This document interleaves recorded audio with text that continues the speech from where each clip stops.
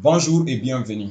Alors, dans ces suites de tutoriels, nous allons réaliser un agent conversationnel qui aura pour rôle de communiquer avec les élèves du bac en Guinée et de leur fournir tous les anciens sujets qu'ils ont besoin de traiter.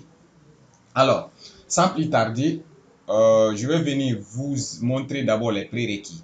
C'est-à-dire pour pouvoir suivre ces tutoriels, vous devez obligatoirement avoir l'IDE, c'est-à-dire l'environnement de développement Anaconda qui vous mettra à disposition un panoplie d'outils pour travailler en intelligence artificielle. Donc, moi, dans mon cas, je l'ai installé déjà, je suis sur Windows, c'est pourquoi j'ai sélectionné Windows ici et j'ai téléchargé Anaconda version Windows. Si vous êtes sur macOS, il faut faire des mêmes. Sinon, si vous êtes sur Linux, c'est la même chose.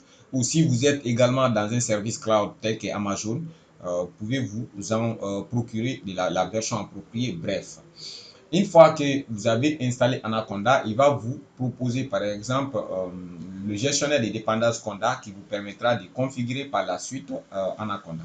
Donc, sans plus tarder, je vais venir créer un dossier qui va s'appeler Help Student. Au fait, je prends le nom en anglais puisque c'est plus concis et précis. Donc ici, comme on l'a dit, le rôle de ce tutoriel, c'est de construire un agent conversationnel qui aidera les élèves du bac à retrouver tous les anciens sujets qu'ils désirent traiter. Donc c'est l'objectif. Maintenant, je vais lancer l'invite de commande ici. Je vais créer un dossier qui va s'appeler Help Student et je vais dans le dossier Help Student dans lequel je vais créer mon chatbot. Je lance ce dossier maintenant dans VS Code.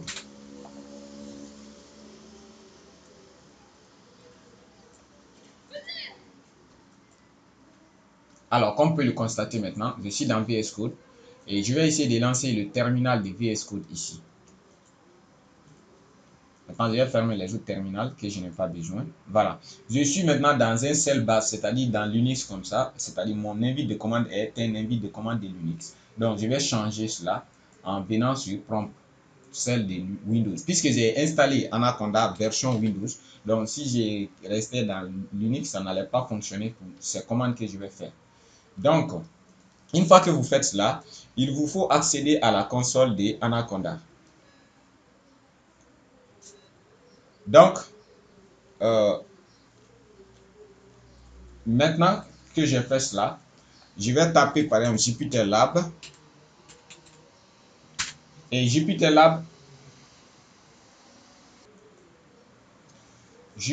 Lab, c'est pas Jupyter, mais plutôt Jupyter Lab. Voilà, comme vous pouvez le voir maintenant, il y a base devant moi, ce qui veut dire que je suis maintenant dans l'invite de commande maintenant de Anaconda. Donc, à partir de cela, j'ai accès maintenant à ce qu'on appelle Conda. Par exemple, si je tape Conda version, automatiquement, j'aurai des renseignements concernant Conda.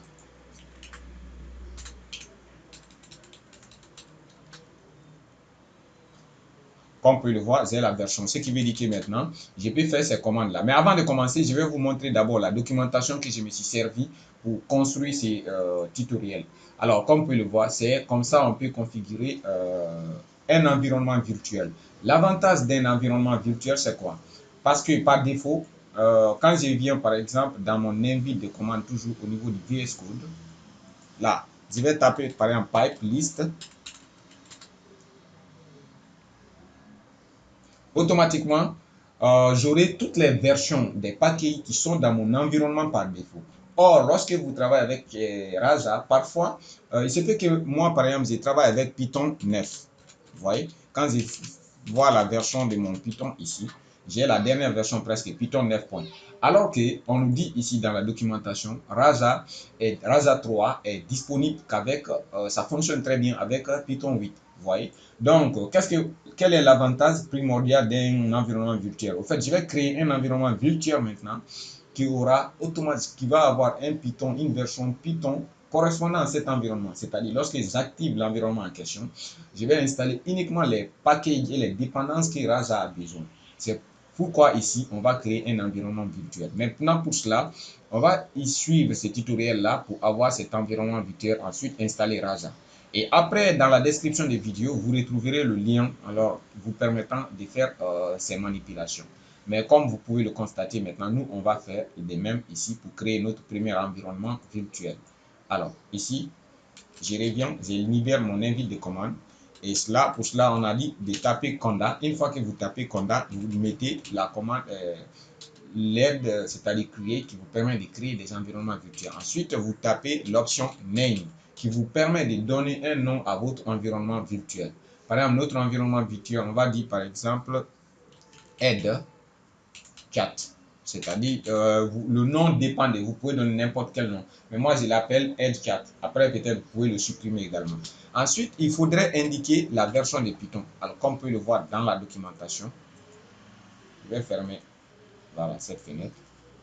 Alors, comme on peut le voir dans la documentation, il vous suffit de taper Python version parce que Rasa est disponible fonctionne très bien qu'avec Python 3.8.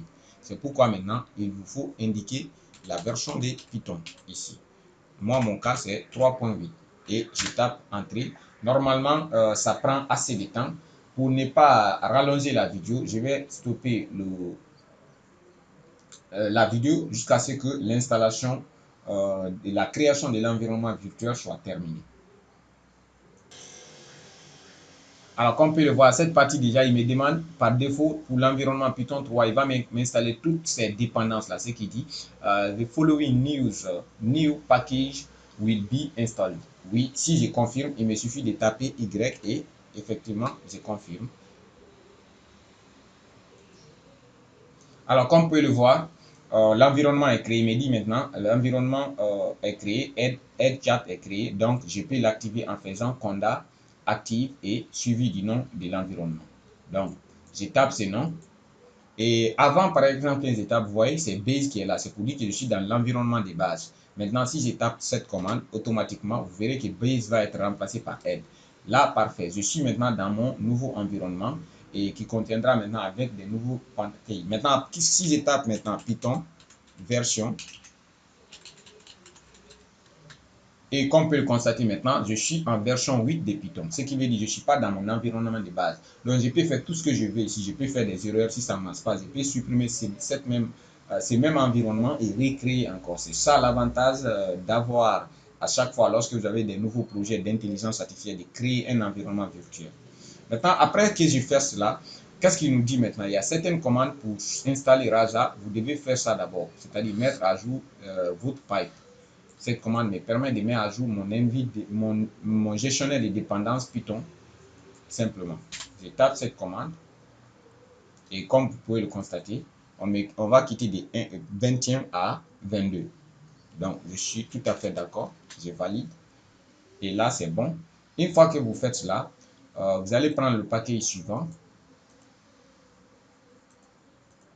Et j'ai fait également ça pour d'autres besoins de sécuriser l'environnement en question, quoi. Donc, et après, on me demande maintenant de faire cette commande suivante également.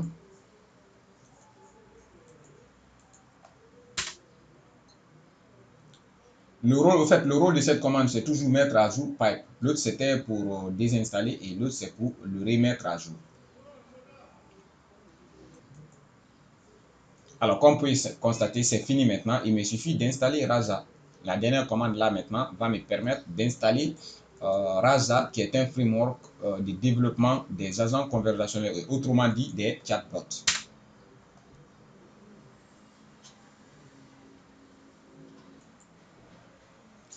Alors, comme vous pouvez le constater, on a fini d'installer Raja et avec toutes les dépendances qu'il a besoin, comme vous pouvez le voir.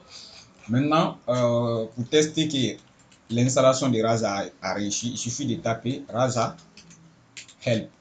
Là, il va vous proposer toutes les commandes, c'est-à-dire les commandes pour créer, les commandes pour afficher d'autres choses, tu vois.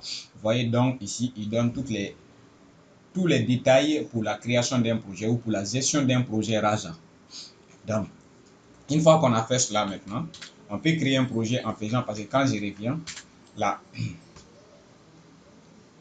il dit Raja init, create a new project with example training data, action and configure file. C'est-à-dire, avec cette commande, il va nous créer un projet initial avec les données d'entraînement, avec un dossier action qui nous permettra de faire des actions personnalisées et un dossier de configuration. Donc, c'est ce que nous, on veut faire ici. Même quand on revient dans la documentation déjà, c'est tout ce qui sont dit ici. Raja Hash pour afficher l'aide et Raja Init, c'est pour créer un nouveau projet. Maintenant, sans plus tarder, on va essayer d'appliquer ce qui est demandé. Raja Init.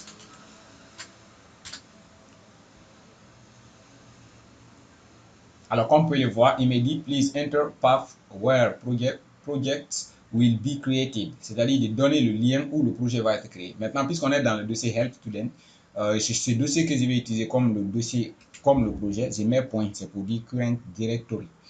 Et là, ça automatiquement, il va nous initialiser. Comme vous pouvez le voir maintenant, on a action qui contiendra les actions personnalisées, data pour les dossiers d'entraînement, ainsi de suite, et test.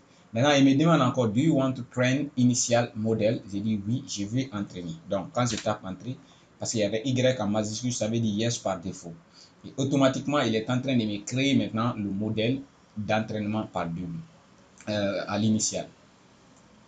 Quand je reviens par exemple dans le dossier data, vous voyez maintenant le dossier NLI, c'est-à-dire le Natural Language Understanding, c'est-à-dire la compréhension du langage naturel, c'est ce qui est là. Et là, Rasa fonctionne comme si, en attendant que l'installation est finie, je peux un peu expliquer quelques principes. D'abord, on a des intentions. Les intentions ne sont rien d'autre que, c'est-à-dire les choix exprimés par un utilisateur qui va interagir avec le chatbot. C'est ça, par exemple.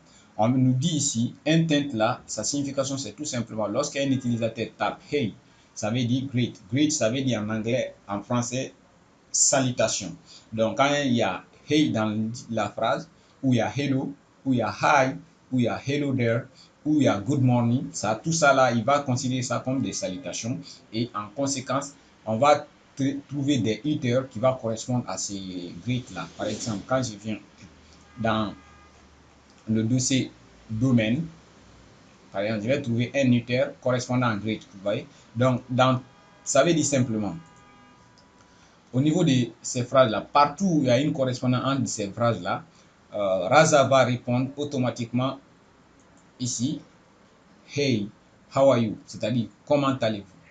Vous voyez. Au fait, ça, le principe, c'est ça, quoi. Donc, en attendant que l'installation est finie, on va attendre l'installation d'abord. Après, peut-être on va adapter, puisque nous, on ne va pas travailler en français. Notre agent conversationnel va être destiné pour des utilisateurs francophones. Donc, on va traduire, on va transformer toutes ces intentions-là en français.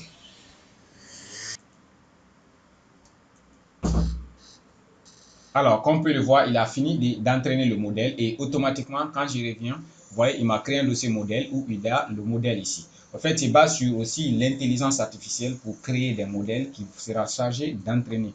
Donc, il me dit maintenant que je vais interagir avec le chatbot. Toujours oui.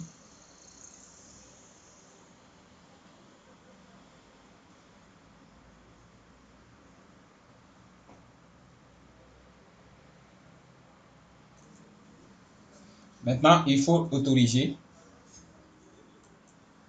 Et là, comme on peut le voir maintenant, par exemple, comme je vous ai dit, l'intention de salutation, c'est greet. Quand je viens dans le dossier data, NLU, par exemple, imagine que je tape hey, il va me répondre automatiquement hey, c'est-à-dire il va me répondre hey, how are you?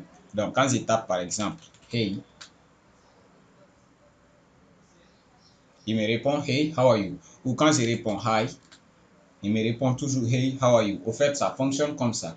Donc, comme vous pouvez le constater, c'était notre premier objectif. On a réussi à initialiser un projet et à compiler le projet. Et ici, on a essayé également d'interagir avec le cell dans notre console. Maintenant, la vidéo prochaine, je vais essayer d'intégrer Raja Chatbot. C'est-à-dire, on va intégrer maintenant une interface web qui nous permettra de faire des interactions. Puisque dans ce tutoriel, nous n'allons pas interagir avec le chatbot sur c'est-à-dire sur le cell. On va faire l'interaction avec une interface web. Donc, je vous remercie pour votre attention. On se reprend à la prochaine pour l'intégration d'une page web de notre chatbot, à notre chatbot.